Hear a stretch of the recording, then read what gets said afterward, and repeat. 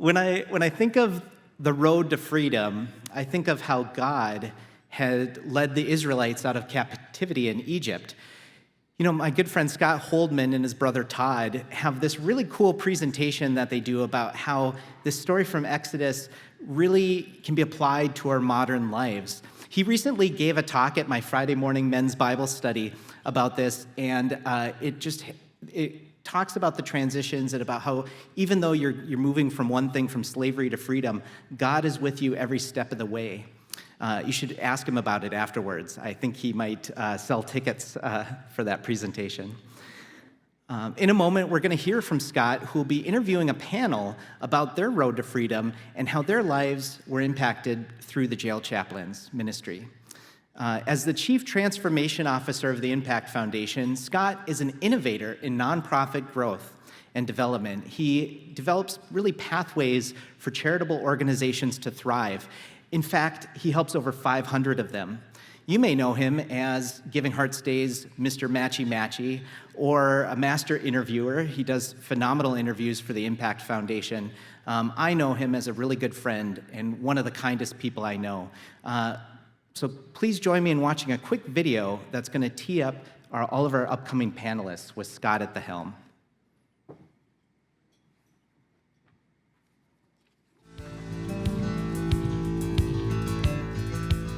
I spent some time at the Cass County Jail where I was read scripture, and that scripture changed the course of my life forever. Jail chaplains didn't go into jail and give a Bible to somebody like me. Would I ever read it? No. I can't say that I get up every day and I read the Bible, because I still don't. But I'm getting better with it. I'm learning, little by little. What we were seeing, obviously, is what everyone was seeing, is we were seeing the cycle of addiction. When they get out, they just didn't have anywhere else to go, so they'd go back to the old influences that they had. With the jail chaplains in the jail, and then once they got out, they could continue through the Living Free program. We were a pretty diverse group, but we all had life-controlling issues. Some of them landed us in prison, and some of them just imprisoned our hearts. And now it's not just on the drugs and alcohol, it's all those life-controlling issues. That we got something to begin to get people into a group to realize what their relationship with Jesus Christ is all about, stepping into, living into, and growing in their freedom. Sometimes in law enforcement and in faith, we tend to shoot our wounded. And we need to let people know we're not going to shoot them. It's okay to come to us and let us help them. Having support systems, having places to go where we could have resources, or even getting to know people in the church community that really care about us. And the one thing that ties all of this together is Jesus Christ.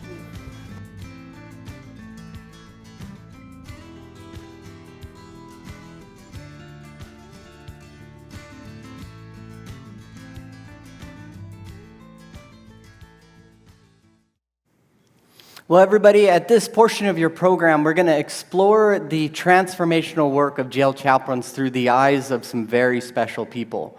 We're going to walk through stories of transformation from Becky and Andrea here that will share from a volunteer perspective and their experience at the program, from Sheriff Jesse Johnner, from Pastor Mike Toomey of Hope Lutheran Church, and also former Chief Dave Todd. It's hard to learn your first name, Dave. I just want to call you Chief. But retired Chief Dave Todd. And we're going to start over here with Becky. Could you start by just sharing how you first encountered jail chaplains and your experience with them? Sure. The road has kind of been a long one to get to this point. It kind of started back in 2001 when my husband's sister was killed. And so at that time, I got kind of introduced to the jail system, the prison system. And then the Holy Spirit started to work on me about communication and forgiveness. And then I was asked to go to a jail chaplain's Living Free facilitating workshop. And I thought, yeah, this is where God's leading me to be. God is, asking me to help fix these people. And by these people, I mean, anyone that wasn't like me, anyone that didn't grow up like me, anyone that had pink hair or tattoos or had a record. And God works in miraculous ways and placed me in a living free group with pink hair and tattoos and jail sentences. And what it taught us was that once we got to know each other, it's all about building relationships. Once you build those relationships and you get to know someone, they're all real people. And sometimes you just have to get to know where they came from and to see how they got to where they are. And then once you all have that bond of Jesus and you learn how to love, then you can make wonderful things happen. And we all got to be on that road to freedom then. Well, and thank you so much for sharing that, Becky, because I think it's, if we're afraid of somebody, we're afraid to approach somebody, often when we get close, we find out some of the parts we're also afraid of in ourselves. And so thank you for sharing that as a way of an introduction. And Andrea, could you share your experience of how you first got acquainted with jail chaplains and also your personal experience with them? Sure. I've been in recovery for 7 years, but before that, thank you.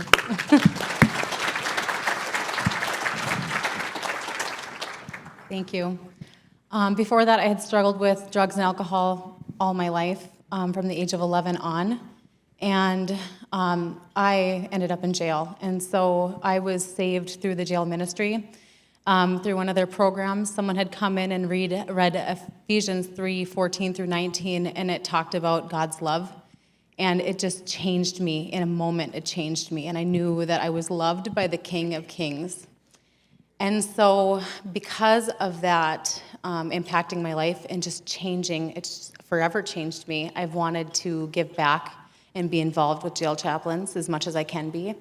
And so I guess a little bit before that, I had prayed before I had moved back to Fargo because this was my old stomping grounds.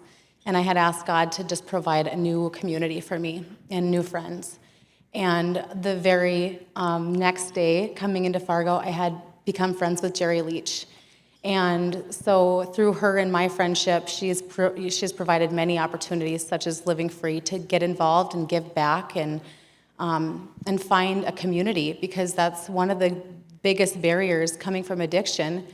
I looked different than other people. I had different things that I like to do, and I didn't know who I was anymore, or what do I like to do now that I'm sober. And so finding a community of a diverse group of people that I wouldn't have found any other way, that was really provided with the Living Free groups. Becky and I both live in the same town, and we've developed a friendship over the last few years now because of the groups. So it's been pretty incredible. Well, and it's perfect to have you both on the panel, too. And just before we make our way across the panel, Becky, anything you want to add about the experience you two had in the programs together? Yeah, I think, what I stated, how he places certain people in your life. And I think you had asked earlier, too, when we were practicing, we do practice a little bit. What did you learn, or what do you tell someone that wants to go through a Living Free program? And I think you have to be real, and you have to be ready to listen. One of the first things that one of our friends said when he got in there is, I know who's fake and who's not. And I thought, duly noted. I will, have to be real here. And so I was, and it was amazing to watch the transformation in him and me and all of us. And so just building relationships. It's about relationships. Well, and Sheriff Johnner, you've seen transformations happen in the jail and outside the jail because of these programs. And could you speak to the impact that you see jail chaplains making? Sure. If I look like I'm a little nervous up here, it's because I'm sitting pretty close to Dave Todd. And as you guys saw in the motorcycle video, he's a little shaky with his balance. So I'm a little worried he might knock me off my stool here. No, it's good to be on stage with him again. Yes, for sure. So we're obviously very grateful for the jail chaplains ministry, and we're happy to partner with them for many different reasons. They do a lot of excellent work both inside our walls and outside our walls. For me, for my experiences that I've had in law enforcement, I had the opportunity to work narcotics investigations for 5 years. And in my time in doing that, I saw and came across the same people over and over and over because they did not have positive influences in their life. They would get into trouble, they would get arrested, and they would come into jail. They would get released, and guess what? They would go back and hang out with those same old influences who got them there in the first place. And I saw this revolving door of people just coming in and out of our facility, and people that were involved in this type of activity. And so the jail chaplains, they do a lot of things first of all, by making or creating those relationships within the jail so that when people get out, they have a positive influence or someone that they can look to, a positive route to travel, because they also have a program called the Living Free. And Living Free is a program outside the walls of the jail where they get together on a weekly basis, monthly basis, and they pray together and have fellowship together. And so by our inmates connecting with the jail chaplains in the jail and learning about these different programs, and then being able to, once they get outside the walls, link back up with those positive influences, it helps keep them from going down that old path. Because if they don't have a positive place to go, they're going to hang out with those old influences. So it helps all of us, right? We don't want people to be in and out of jail and it to be a revolving door. So it helps with that rehabilitative aspect. The other thing that it helps with is it really changes the demeanor of our inmates inside the facility. It makes our jail safer for our staff, because making those positive connections and going through the different programming inside the jail, it really changes who those individuals are and what they think about on a day-to-day basis. And that, obviously, brings a safer, more secure facility to our jail, and it makes it safer for our staff. So that's another thing, positive thing that they do. And then lastly, they host different events for our staff. They've had a few fun nights at Thunder Road, a few different events like that where our staff can just go there, get together. We can have fun with our families and get to know everyone's family. And it's just a way for our staff to get out and do something away from work. And they sponsor that program as well. So it's a no-brainer to have a partnership with them and to work together with them. It's just positive all the way around. And you think jail chaplains are ministers, and I think, Sheriff, you shared with us something incredibly important, that it's not just in the jail, it's outside the jail, and it's everybody that works with the jail, and it's a broader community that these programs are influencing. And, hearing some of your comments and, the sheriff's, this power of who you're around really matters. Nancy in the video said the road to freedom is not one that's traveled alone, and that's something my mentor friend and boss, Pat Trainer, always talks about, is who we're around, and these positive influences really matter. I think that's an important thing to draw out about what is happening at Jail Chaplains, this movement that's being created for greater good, this positivity that's leading to a road of freedom. Well, we'll shift to this side of the panel. So retired Chief Dave Todd, still feels weird saying your first name. So retired Chief Todd, you've retired and then you've joined the board of jail chaplains. And so through your eyes, can you just walk us through the impact that you see these programs making as a law enforcement officer, and also now that you've seen behind the scenes? Sure, and you can call me Dave or David when I'm in trouble. And as far as being shaky on my motorcycle, that's what helmets are for. So. I got involved with the jail chaplains when I was with the Fargo Police Department. I was there for almost 33 years, last 5.5 as the chief.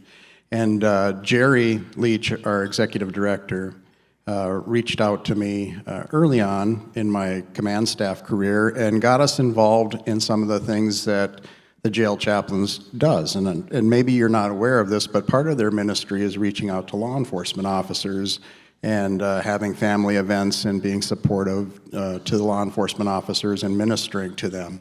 And so we got involved doing that together, and as I did that, I learned more and more about the jail chaplains programming to include now Living Free programs. and really liked what I saw. Faith has always been an important aspect of my life, and it helps guide me in my decision making, and perhaps this ministry in faith was guiding others that they were ministering to, and I just saw it as very effective. So I retired about 1.5 years ago, and it didn't take very long before Jerry and Nancy Schaefer were twisting my arm and got me to agree to being on the board, and it's been a fantastic experience. Well, if Sheriff was talking about being shaky, I don't know, the position I'm in, this is either the scariest or the safest place to be between you two. Well, we'll go to Pastor Toomey, and you've had a personal experience with jail chaplains, and so could you share about your experience and the impact that this organization is making? I get to be blessed with a whole bunch of people at church who were already volunteering with jail chaplains. And as they were volunteering with jail chaplains, it was fantastic to hear the stories as they were going into the jail and sharing the love of Jesus Christ there. Well, one of the things that happened was one night I got the phone call. And as pastors, we generally don't like getting phone calls after about 7, 8 o'clock at night because it usually means something bad has happened. And that was exactly what it was. The West Fargo chaplain for the police department over there gave me a phone call and said that a young man from our congregation had passed away due to an accidental overdose. You know, here's a kid that you help raise. Here's a kid that was a good kid and made some mistakes. It was a kid that was suffering from some anxiety issues and chose to deal with it in an unhealthy way. You know, we did his funeral, and that brought some healing, but I'm sitting at my desk and I'm just asking a question: what do we do about this? We got to do something. And so we started asking around, what is something? And we were trying to brainstorm what something was, and Jerry gave me the phone call, and she says, "I got something for you." Okay. And it was the Living Free courses. And we began meeting with law enforcement, faith community, other folks in the community that really wanted to come together and help stop an epidemic of overdose. And so we got together and we began this. And we started the Living Free courses at Hope. It's a good thing for those who partake of them. It helps them realize that there's freedom in Jesus Christ, and He can change our lives right here and right now. It's such a positive thing. It's a great thing for our volunteers who give of themselves selfishly. Did I say that right? Selflessly. You got to watch how I say this. They give themselves over wholeheartedly. And when they do that, it is absolutely amazing for them to be able to give of themselves in this manner and help people along that road. Again, we're not doing this alone. What we're about is trying to transform people, trying to tell people Jesus meets us exactly where we're at. It doesn't matter where you're at in life. Jesus will meet you exactly where you're at. And His love is so great, He won't leave you there. That's the transformation we want to bring. Well, and hearing that, Pastor Toomey, that certainly aligns with what Sheriff Johnner was saying about we see their demeanor shift. And that can't happen with just a head acknowledgement, but a heart shift. And so appreciate you sharing that. And retired Chief, okay, Dave, still feels weird. Could you share with us, you were a part of some of those community meetings and sort of this aspect that the community has come together, law enforcement and faith community and medical community, and could you just talk a little bit about the partnerships you saw form? Right. We did a few different types of meetings. We did the eyes wide open meetings with the community on opioid issues, and we did meetings between law enforcement and the faith community. How can we work together to solve some of these problems or partner in some of these problems? And it was a great opportunity to share our perspectives, both from the faith community and from the law enforcement community. And I think it was eye-opening on, how maybe simple some of the things we can do really are. we talked about the importance of, I mean, you heard me in the video about don't shoot your wounded. We have a tendency to shoot our wounded both in law enforcement and in the faith community. And why is that? Well, because it's the easy thing to do. The harder thing to do is to go help them and be a part of their lives and get involved. And so that's what we were getting at there. But there's things that we can do in the faith community too, where we do in the law enforcement committee when somebody is hurting. We create lists of things that people can do for them, whether it's mowing their grass, snow blowing their driveway, daycare for their kids, which would allow them to get the treatment that they might need to get. Because that's what people worry about. They worry about who's going to take care of all this stuff if I go away to get treatment to deal with the issue that I'm dealing with. So we just talked about a number of things like that. I think that's really important. This aligns back to something, Becky, you've kind of shared with your perspective of maybe being fearful of getting involved in the first place, but how that changes you. I once heard a Catholic sister say the reason why you go to the margins is not to save people, but so that you can be saved. And so could you share a little bit more about your experience and how that has transformed you? Yeah, so we all grow up in a certain way, and we're surrounded by certain people, and those that look different or act different are scary to be around. And I think me being up here as a volunteer is to remind you that you just have to be kind and love one another and get to know those that are different than you, and then we all find that common ground. Well, and I think, Andrea, you two went through a Living Free group together. You've been through a lot of programs.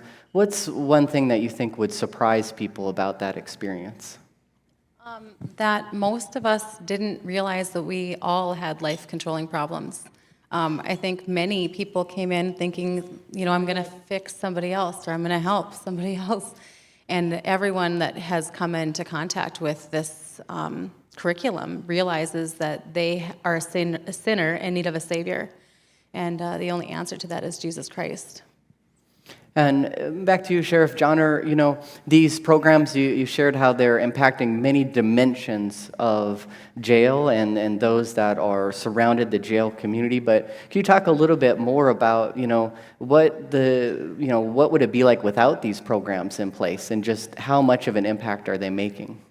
Sure. Well, I think a lot of people touched on that up here and how the, just the rehabilitative aspect and the recovery aspect again.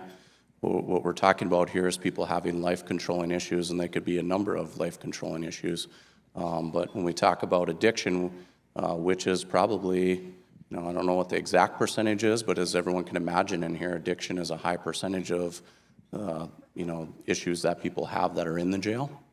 And so having these programs, obviously, and giving people another avenue or someone else to go talk to try to work through that issue is huge. And if we didn't have it, we kind of have somewhat of an idea of how many people we've reached through these programs. We won't never know the exact number, but without having it, I can imagine that we'd have a large number of people, or additional people in the jail, I should say, than what we already have. So giving people, again, this hope and another avenue, another route once they get out to take, rather than to go back into that vicious cycle of addiction and come back has been huge. So I guess that would be the biggest thing.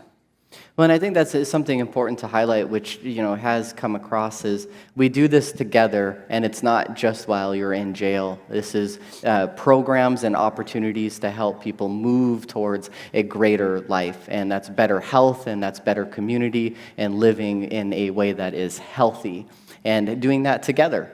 And certainly the power of relationships are being testified to here tonight. We'll go back to Pastor Toomey. As an influential pastor in the community, what would you like our audience tonight to know about getting involved with jail chaplains and how you've seen that impact your staff and you being a part of this effort?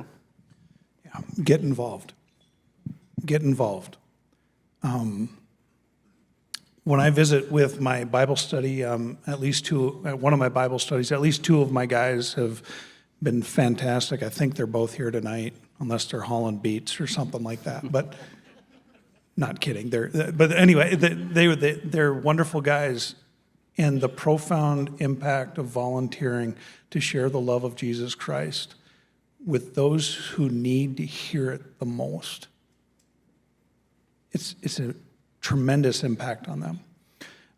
When I get to visit with my facilitators who have facilitated the group, and when they share the stories again of healing and transformation, they know they're participating in the very kingdom work of God. This is something to get involved with. We have people in this community who are hurting. People in this community who are hurting, and they need you. And I'm going to say this, God wants to use you to bring healing and wholeness into their lives. So get involved. We got a lot of different ways to do that. Well, and retired police chief David Todd, could you share, especially your perspective now as a board member, what does it mean when somebody supports jail chaplains, and what is that doing? Well, I can tell you that through my time in law enforcement, we used what we called intelligence-led policing. And that's, finding out the who, what, where, when, how, why. And as Jesse said earlier, the same names keep popping up over and over again, which tells you that we need to find something that intervenes, that gives them different tools through faith, in this case, to change their lives, their friendships, their environment, their decisions. And this has been really the most effective program that I have seen in law enforcement, bar none. I can say that. The other thing I would say is I keep on thinking of that parable in Matthew where the master leaves and he gives his servants talents, and they're expected to do something with their talents. And maybe your talent is leading. Maybe it's coaching or mentoring or discipling or volunteering, or maybe your talent is giving so that other people can do those things.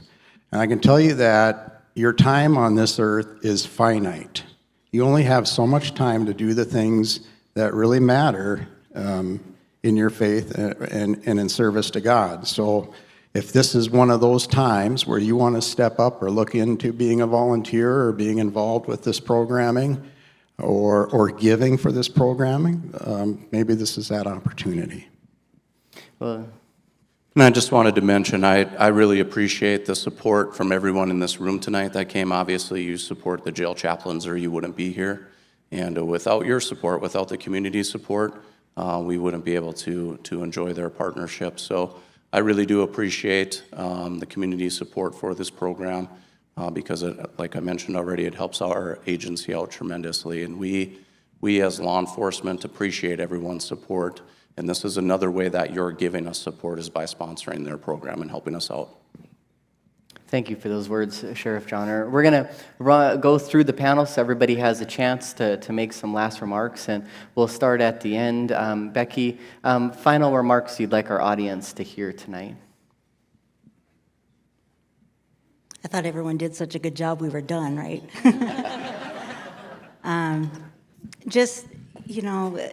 I just have to keep saying, I guess, to let Jesus do the work and build relationships. And Andrea, for you? Just one last thing. Coming from someone who has a broken past, by the time I got to a point where I was at my rock bottom, my family was done with my shenanigans, and they were waiting now to see if I was going to take life seriously because they had seen me, tried to help me so many times. They were done. And most people in my situation are in that same place. And so when you volunteer to be a normal person and walk beside someone who's just trying to figure life out, they might be seeing someone pattern something that's doable for them for the very first time. And so by volunteering, it's just a huge impact that you would never, I needed that. I really needed to see a husband and a wife do life differently. I needed to see a parent parent children differently. I needed to just see something else. And I wouldn't have been able to see that if people wouldn't have volunteered and walked with me. Well, and Sheriff Johnner, and I will say, you look like you got your hair pretty short. Is that so you don't get barbered for jail chaplains and Giving Hearts Day this year? Oh, it'll grow out by then. I'll get it ready for that. And I kind of mentioned my closing comments here, but just in addition to that, I want to thank again the jail chaplains for their partnership. Jerry, Pastor Mike Sanyu, all the board members, all the volunteers that come in and help. Thank you for your partnership, for your fellowship. And then I also want to thank my staff. I've got a number of them over there and a number of them that work with the jail chaplains program. I know Ben Schwantz back there and way back in the corner, and he works with them very closely, along with a number of our staff. So Captain Andy Frobig, who's also over there, our jail administrator. So appreciate all that they do to make this program work. It's really easy for me to sit back and kind of watch all the happy trails of everything and just kind of ride along the coattails. Well, extremely well said. Dave? A little more of what I said before. This truly is an effective program, both in the jail and living free. I just can't say enough about it, and that's why I chose to get involved with it. Hearing some of their stories is amazing and gives me hope. And that's really what that's about. And then, of course, their relationship with Jesus Christ, which develops through these programs. There's nothing more important than that. Well said. Pastor Toomey. I got a little time. About 5 years ago, when I was at that funeral trying to figure out what's something, and you're praying to God, what is that something? I got to see some of the fruits of that this late summer. We were having a lunch as jail chaplains, and there was a room full of people who've been doing something. And it was law enforcement, it was returning citizens, it was people that have participated as volunteers, as jail chaplains, getting down for lunch and sharing the stories and successes of what this ministry has done inside the jail and through the Living Free courses. God's at work, and it's a powerful thing to see. Well, Pastor Toomey, Hope Lutheran Church, we thank you so much for your remarks. Retired Police Chief Dave Todd, we appreciate your remarks. Sheriff Jesse Johnner, Andrea, Becky, thank you so much for your bravery and sharing this evening. Mike? Thank you, guys.